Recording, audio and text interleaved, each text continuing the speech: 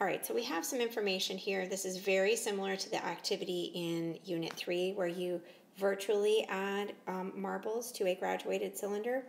And we did that also to find the slope. So we're being asked some similar information here. So with 4 marbles, the height of the volume is 10 milliliters. And then when Jada adds 2 more marbles for a total of 6, she has a height of 11. So when she adds 2 more marbles, it adds 1 more milliliter of volume.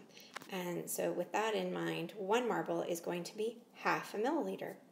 And if we go backwards to figure out how much water was in the cylinder before any marbles were dropped in, if she had dropped 4 marbles in, which is the first piece of information we have here, we know that's going to be 2 milliliters because half times 4 is 2. Half of 4 is 2.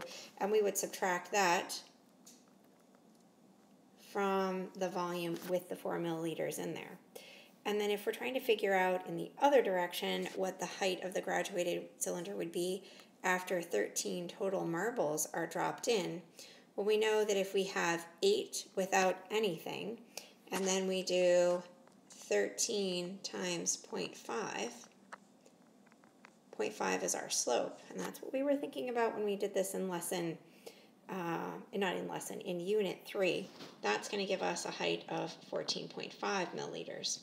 And this is a linear relationship because we see that each addition of a marble is half a milliliter. And that really is the slope of our line, just like we did in that other activity.